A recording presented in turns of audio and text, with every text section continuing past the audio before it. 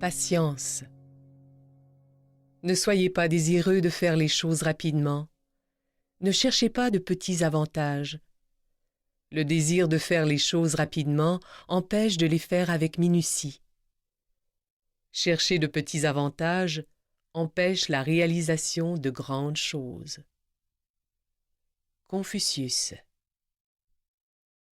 Maître et philosophe chinois dont la philosophie influence fortement la vie et la culture chinoise depuis plus de 2000 ans. J'ai placé cette citation de ce grand maître de la Chine antique au-dessus de ma machine à écrire afin de me souvenir de ne rien faire qui pourrait m'empêcher de réaliser de grandes choses. Nous avons beaucoup à apprendre de notre nature et de la façon dont nous entravons l'expression de notre grandeur. Malheureusement, nous ignorons souvent notre nature au profit de ce que notre esprit nous présente comme ce qui doit être. La patience est l'ingrédient clé de tous les processus du monde naturel qui vous touchent de près ou de loin. Par exemple, si je m'écorche le bras ou me fracture le tibia, le processus de guérison se déroulera à son propre rythme, indépendamment de ce que je pourrais en penser. C'est ainsi que fonctionne le monde naturel.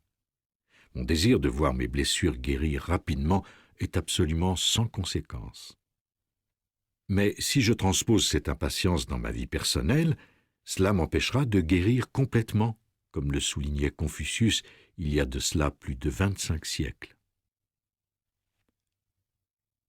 Shakespeare fit preuve de la même sagesse lorsqu'il écrivit « Comme je plains ceux qui n'ont pas de patience. Une blessure peut-elle guérir autrement que petit à petit ?» Je me rappelle quand j'étais petit avoir planté des graines de radis un jour de printemps.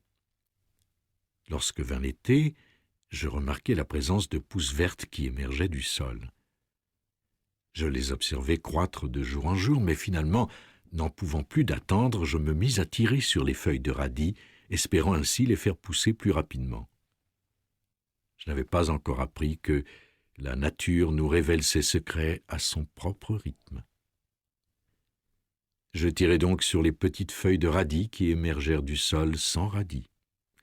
Ma puérile impatience avait empêché le processus de se rendre à son terme.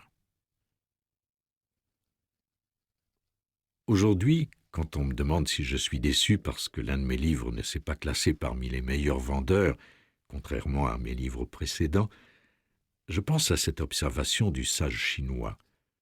Les grandes choses ne craignent pas l'épreuve du temps. Quel compliment à l'égard de Confucius de citer encore ses paroles et de mettre en pratique ses conseils 2500 ans après sa mort. J'écris moi aussi pour ces âmes qui ne se sont pas encore matérialisées, et si cela implique de sacrifier les petits avantages qui découlent d'une bonne position sur une liste de best-sellers, je m'en satisfais pleinement, même si mon ego n'y comprend rien. Une phrase du livre « A Course in Miracles » laisse perplexes tous ceux qui sont prisonniers de leur ego, car elle semble à première vue contradictoire. Cette phrase est la suivante.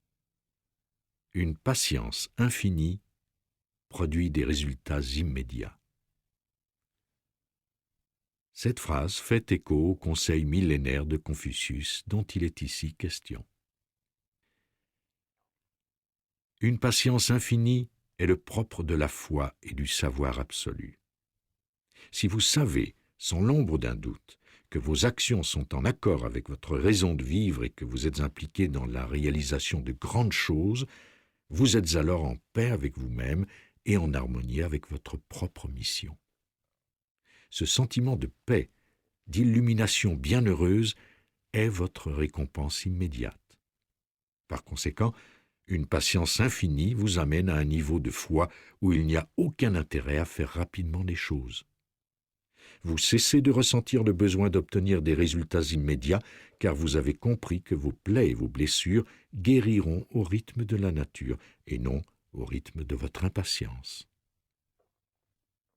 Ce genre de certitude m'a beaucoup aidé dans mon travail d'écriture et dans ma vie professionnelle.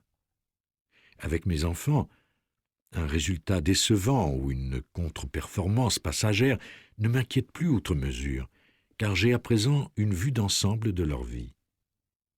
Comme le dit ce proverbe oriental, probablement inspiré des écrits de Confucius, « Avec du temps et de la patience, la feuille du mûrier devient une robe de soie. »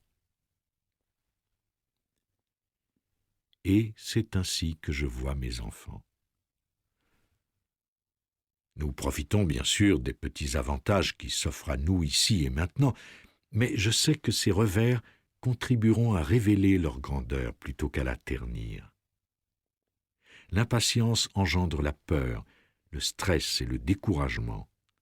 La patience se manifeste sous les dehors de la confiance, de la résolution et d'un sentiment de tranquille satisfaction.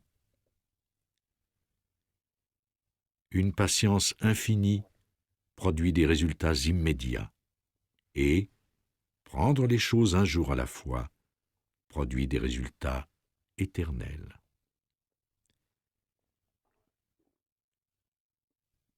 Pour constater à quel point l'impatience est absurde, avancez l'heure sur votre montre et tournez les pages de votre calendrier. Alors, avez-vous fait un bond dans le temps? Les échecs et la frustration, de même que les succès du moment, font partie de la perfection de l'univers. En observant la nature, votre nature et celle du monde naturel, vous verrez que vous devez donner le temps à la blessure de guérir, à la figue d'être fleur et fruit, puis de mûrir. Faites confiance à votre nature et débarrassez-vous de votre désir de faire les choses rapidement. Pour y arriver, abandonnez les critères d'évaluation que l'on vous a inculqués, car ils ne tiennent compte que des succès du moment. Si vous êtes convaincu d'avoir une mission plus importante que ne le suggèrent les événements du jour, vous parviendrez à vous libérer de ces sottises.